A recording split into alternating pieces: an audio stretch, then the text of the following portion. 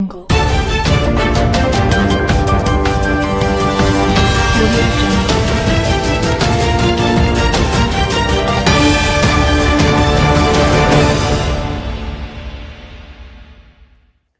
morning, welcome to the Morning Momentum this beautiful Tuesday. My name is Alfonsoh. This is where we give you a comprehensive rundown of the top stories making the headlines on the papers. Let's take a look at the Standard this morning. The top story: mass sackings loom as NHIF changes begin. Health Cabinet Secretary Susan Nahumicha has told health fund workers their jobs are not guaranteed in the new scheme. In 2 months, those to leave will receive their letters. And that story is augmented for you on page 6 of the Standard this morning. Also on page 2, inside Ruto's plan to sell KICC and Kenya Pipeline among 11 other government parastatals. The government has announced its plans to sell 11 more state agencies, including the Kenyatta International Convention Center and the cash-rich National Oil and Kenya Pipeline Company. Among the 11 parastatals, there is also Kenya Literature Bureau, there is National Oil Corporation, Rivertex East Africa Limited, Kenya Seed Company Limited, among others. That story is beefed up for you on page 2. On page 3, parents in court want Form 1 selection halted. We'll take a look at that top story. Also on page 7, Cabinet sets aside 7 billion shillings for floods.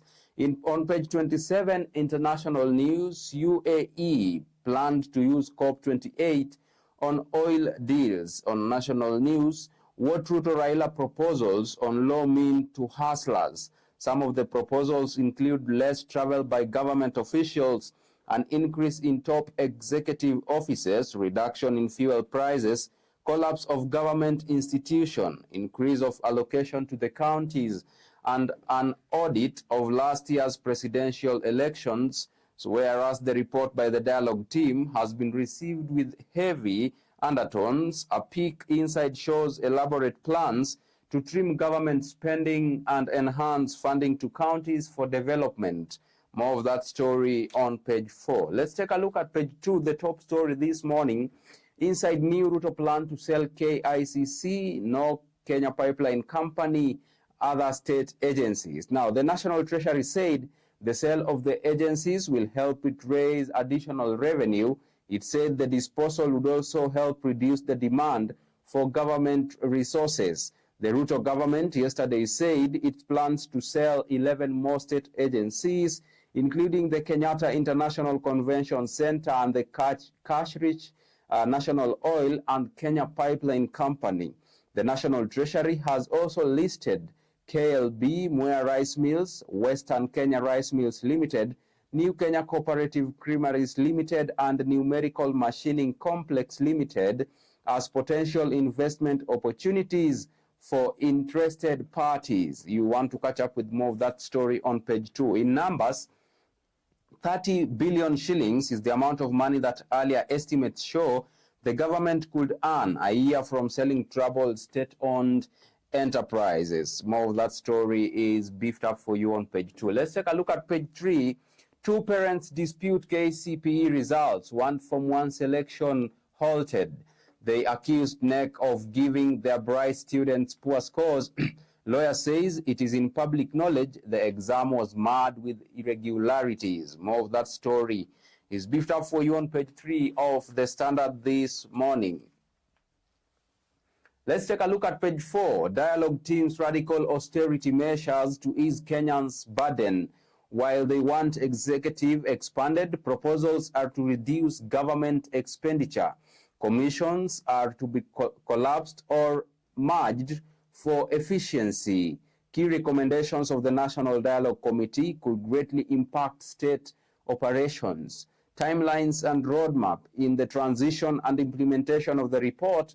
Principals should consider re-establishing NADCO or a similar team to oversee implementation of the report. More of that story is beefed up for you on page 4 of the Standard this morning. Let's take a look at page 6.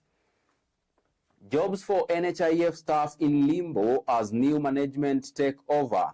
Health CS gives SHA chairperson 2-month ultimatum to provide proper structures to spearhead employment process. Nahumicha says some employees will be absorbed after undergoing suitability assessment, while others will move to related public sectors or take early retirement. More of that story is beefed up for you on page 6, beginning from new structures to raised fears, the options, and being cautious. That story on page 6. Let's take a look at page 7. State allocates 7 billion shillings to mitigate floods as death toll rises to 76. The funds will be allocated for humanitarian responses, including medical supplies. The cabinet noted that 38 of the 47 counties are within the alarm stage. More of that story is beefed up for you on page 7. Let's take a look at page 8. Sri Lankan investors take over operations of James Finlay, Kenya. Local community offered 15% of shares through the Kipsigis Highlands Multipurpose Cooperative Society. Saosa tea extraction facility will remain under Finlay's ownership. More of that story is augmented for you on page 8 of the Standard this morning. In numbers, 10,300 hectares covered by James Finlay, Kenya, and 5,200 acres of tea fields that James Finlay, Kenya has, and which stretch over 90 estates. You want to catch up with more of that on page 8. Let's take a look at page 10. Cases of cholera, the rare surge over hygiene risk posed by El Nino. Ministry says overcrowding in displacement comes to trigger respiratory tract infections. Experts say cases of deaths may increase with the rains due to contamination of water bodies and poor sanitation. More of that story is beefed up for you on page 10. On page 11, Kega faction now locked out of Azimio case. Court found there were orders reinstating Kioni and Murathe as Jubilee leaders.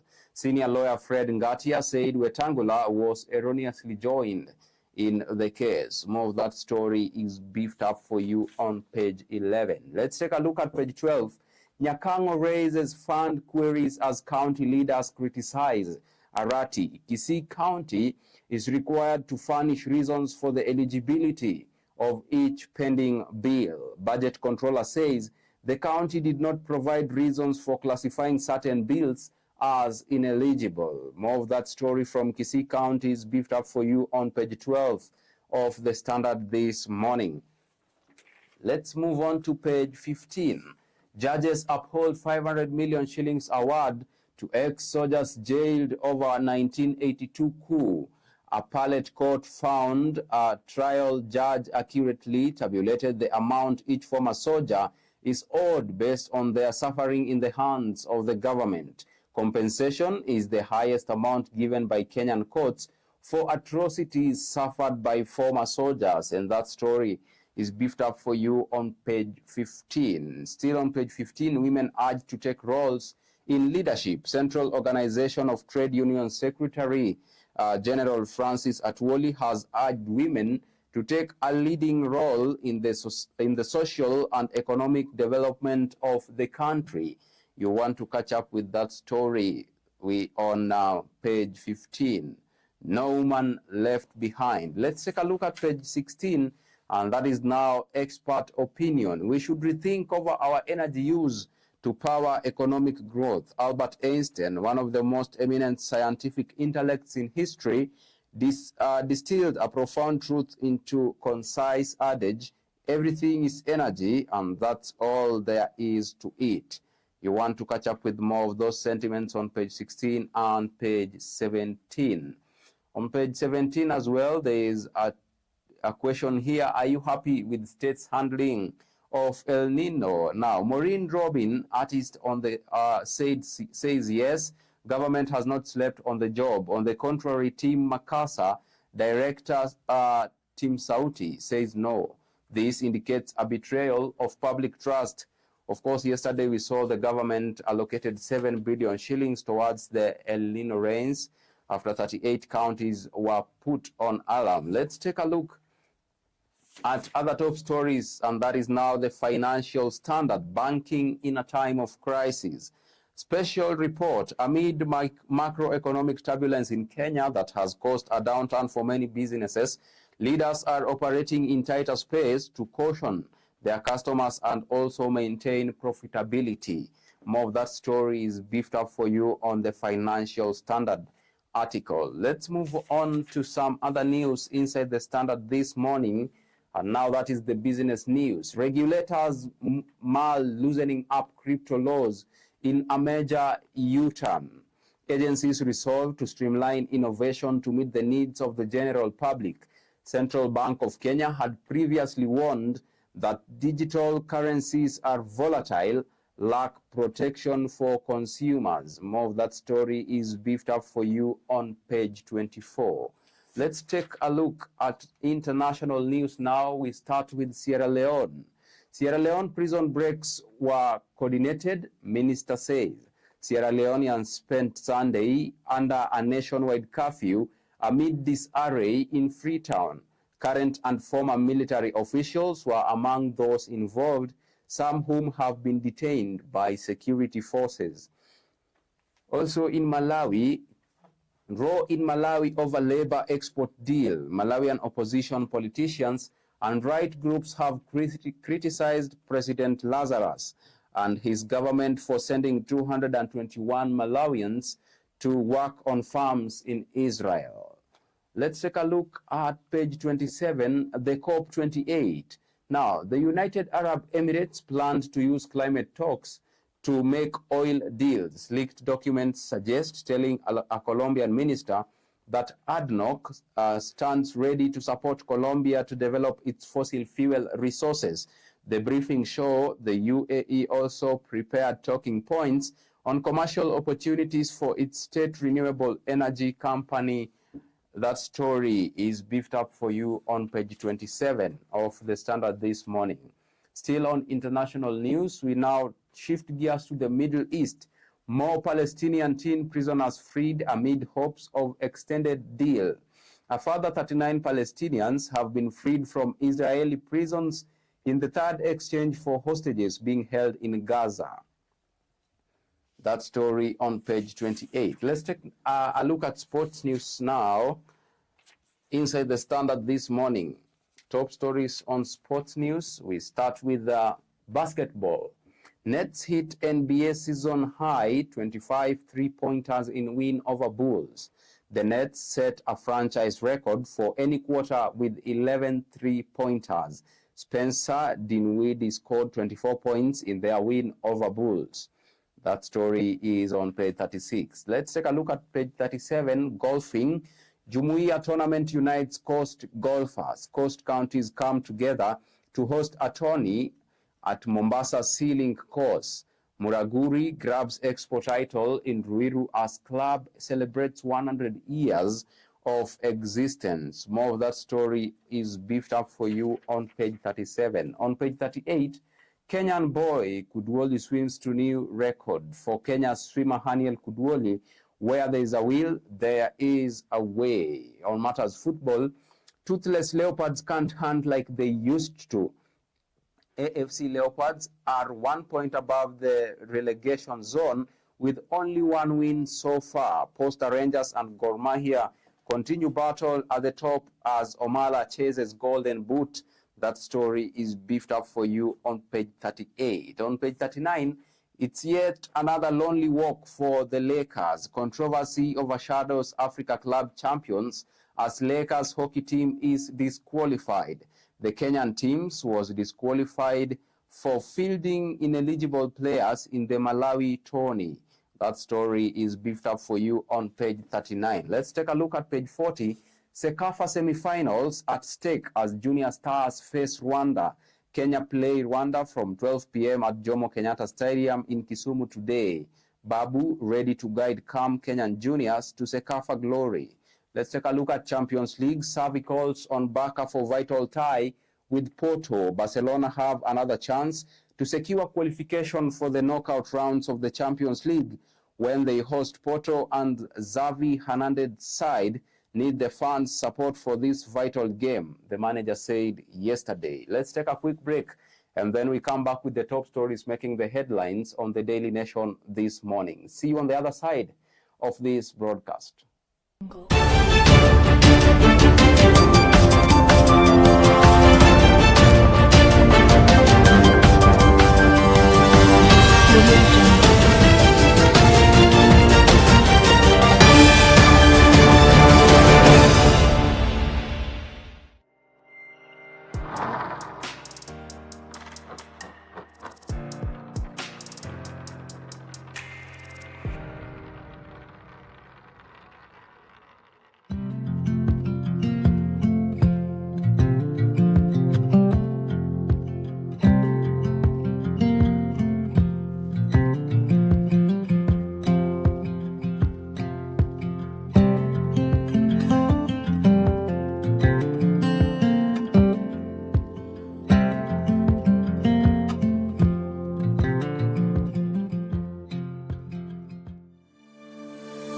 Welcome to Kora.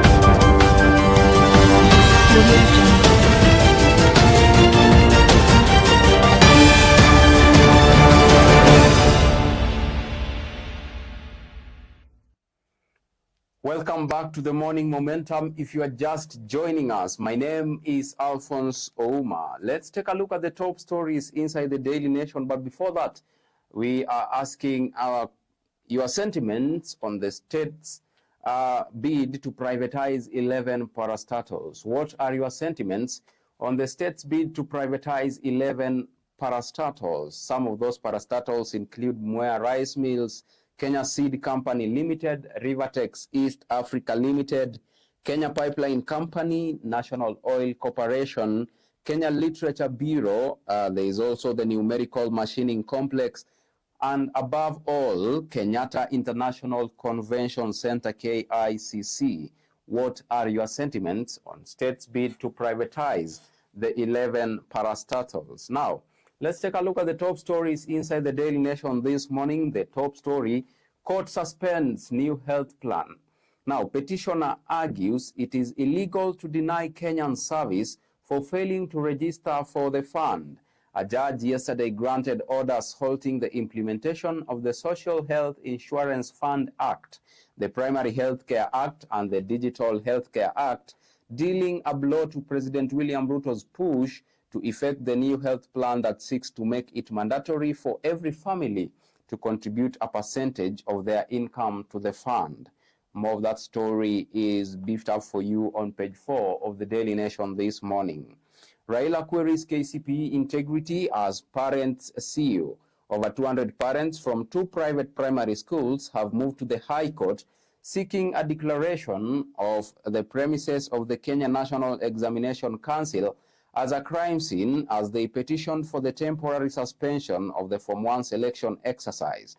The controversy over the Kenya Certificate of Primary Education, KCPE, has also drawn condemnation from Azimio la Umoja leader Raila Odinga, governors, MPs, and a teachers' union. That story is beefed up for you on the cover page. Let's take a look at page 5. Up for sale. State seeks to privatize 11 parastatals. The National Treasury has set in motion the process of selling nearly a dozen government-controlled entities in a bid to raise billions of shillings and free up cash it sinks in supporting operations at some of them every year. In the move, the Treasury announced plans to offload shares in 11 state-owned enterprises. And that leads us to our big question this morning, that you give us your sentiments on this story that state is seeking to privatize 11 parastatals. The number to channel your sentiments is 0719-144-144. You can also interact with us at Younib_TV on Instagram and Younib Media TV on Facebook. Of course, we'll be taking a look at your sentiments as we come to the end of this broadcast. So stay tuned. On page 4 of the Daily Nation this morning, court slams the brakes on Ruto plans for healthcare. Judge petitions Social Health Insurance Fund Act, Primary Healthcare Act, and Digital Healthcare Act. It is illegal to deny Kenyan service if one is not registered to the SHIF, petitioner says. Let's take a look at page 5. State puts 11 parastatals on sale. Kenyans to give views before final list is approved by cabinet and referred to parliament. 5 of the government-owned corporations are stable and profitable, while the rest are cash-strapped. That story is beefed up for you on page 5.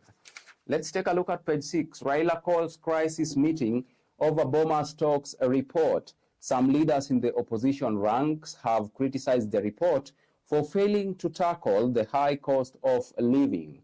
Azimio MPs to discuss proposals by team and take a common position and divisions. More of that story is beefed up for you on page 6 of the Daily Nation this morning. On page 8, inside Ruto's plans to deal with El Nino, county governments asked to use 7 billion shillings of their allocations to alleviate the suffering of citizens. State House has refused to declare the rains as a national disaster.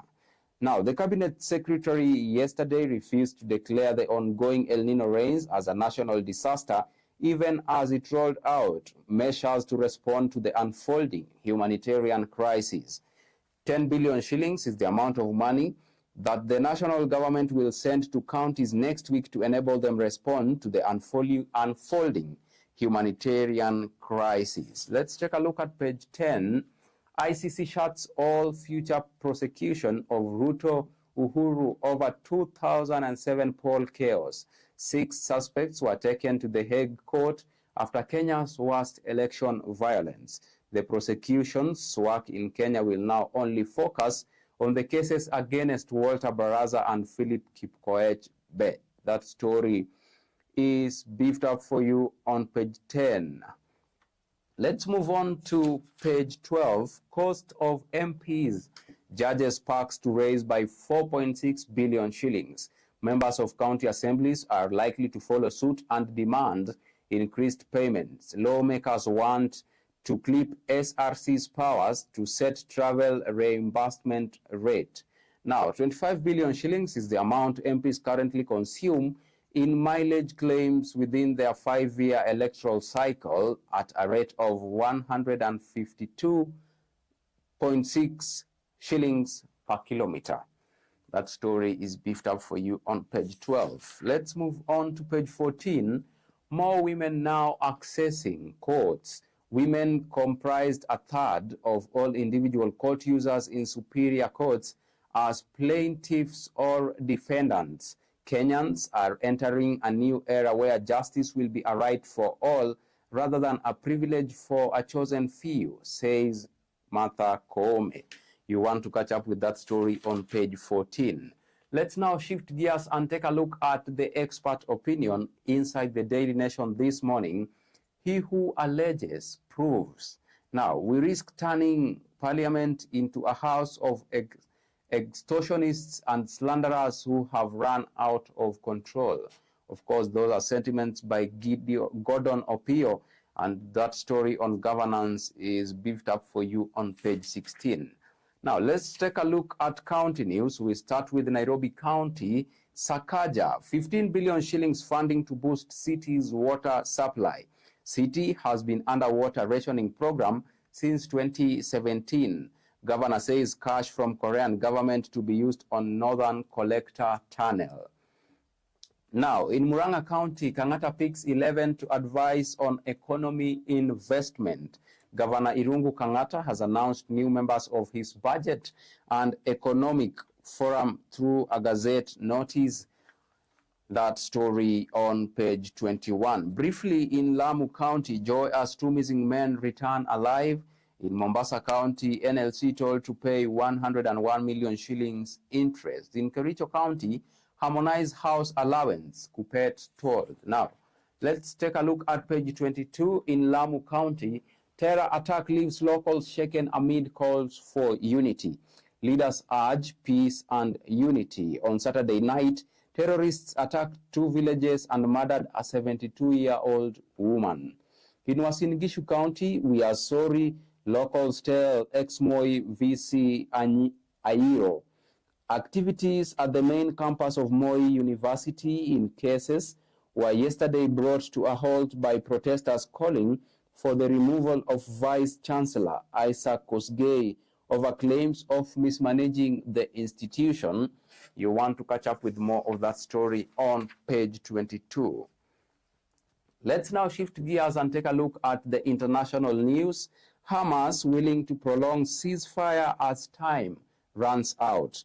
Tearful reunions of families and hostages brings relief in 7-week war. That story is beefed up for you on page 24. Briefly, in Tehran, Iran urges lasting trust in Gaza war. Iran on Monday called for a permanent ceasefire in Gaza to stop Israel's crime in the territory as the truce between Israel and Hamas entered its final day. In Beijing, China envoy to visit New York. In Jerusalem, Musk to meet Israeli president. Now, Israeli President Herzog will meet Elon Musk on Monday and emphasize the need to act to combat rising anti-Semitism online. Also, U.S. girls set free by Hamas, Biden says. Now, there is also an article beefed up for SMEs here. Startup makes paint products out of recycled materials, powering SMEs. The article is beefed up for you inside the Daily Nation this morning. There's also the Pension Conference and Expo 2023. You want to catch up with more insights on that inside the Daily Nation this morning. Let's now shift gears and take a look at sports news inside the Daily Nation this morning. Now, big guns enter race. Inaugural World Athletics bronze meet teaming with stars. World Half Marathon champ Sawe, women's 3,000-meter SC world record holder Chepkoech, latest to sign up in Matters Golf. Nabwire etches her name in the history of Nakuru Golf Club. Lady golfer Jenta Nyabuire's name will feature in the history of Nakuru Golf Club after emerging the overall winner of the Nakuru Golf Centennial Celebration Golf Tournament at the Park 73 Nakuru Golf Club course on Saturday. Also, Michelle Merton's Safari Rally Instagram video hits 6 million views. Reel showing the former ace driver at top speed in Oletepesi in 1983 rally has attracted 2,391 comments so far. Now, let's shift gears to football. Watoto wa nyumbani ready to dazzle again. Impressive junior stars back in the fray today against Rwanda in Kisumu. Somalia plays Sudan as both teams look to survive in the group. More of that story is beefed up for you on page 46. On page 47, Saudi-backed Newcastle face Tony reality check. Bottom of the table English club travel to France with depleted squad to face mighty Mbappe and Paris Saint-Germain. Champs Man City welcome Leipzig, Dortmund away to AC Milan. More of that story on page 47. Also, the fixtures are outlined. Let's take a look at the cover page. Schools move to court as KCP integrity questioned. A number of schools have written to NEC to have results reviewed. Petitioners want the Form 1 selection process put on hold until case is determined. Now, a candidate in last year's KCPE examination from Kitengela International School with other parents from her school and St. Green Hill Mix Academy addressed journalists at Milimani Law Courts yesterday. Over 200 parents from 2 private primary schools have moved to the High Court seeking to have the premises of NEC declared a crime scene and orders for temporary suspension of the Form 1 selection exercise. Now, with that story, we come to an end of the morning momentum this morning. I want to take a look at some of your sentiments on the question we asked you earlier about your sentiments on the state's bid to privatize 11 parastatals. Now, we start with Ada Achieng, who says, privatizing parastatals like KICC might bring in efficiency, but we must ensure it doesn't compromise the public interest. Norbert Mwau says concerns about privatizing KICC are valid. Will it impact accessibility for the public? Let's ensure any change benefits everyone. Now, we also have, let's see, this is Christine Ochieng says, privatizing 11 parastatals, including KICC, raises questions about job security. It's crucial to consider the workforce impact in this process. Those are sentiments by Christine Ochieng. Let's move on to other sentiments. Elvis Doso says, some viewers express optimism, believing that privatization could inject fresh investments and innovation into KICC. How can we balance progress and public interests? Those are sentiments by Elvis Doso. Steve Ouma says, let's take a look at Steve Ouma, who says, skeptical about transparency in the privatization process, concerned that it might lead to hidden agendas. We need clear assurances on accountability. All right. Excited about the potential for innovation and growth. Privatization might bring in new ideas and investments, boosting the parastatals' performance. All right. There is also this guy by the name Okelo says, nervous about impact on jobs. Privatization could mean job cuts. Hope the government has a solid plan to address employment. Okay, intrigued by the idea of privatization for increased efficiency, hoping it leads to a better managed KICC and other parastatals. Also concerned about the privatization move, KICC is a symbol of our national pride, and privatizing it might risk losing its essence and accessibility. Those are sentiments by Adams Juma. Now, the sentiments are many, and my director tells me we have to wrap up. Thank you so much for choosing to stay with Younib TV.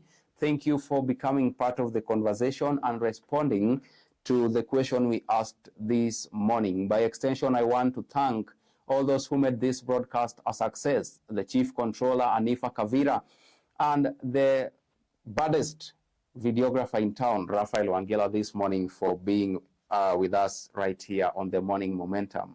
See you tomorrow, same time, same place. Until then, do have a beautiful Tuesday. I have been your host, Alfonsoh. Oma.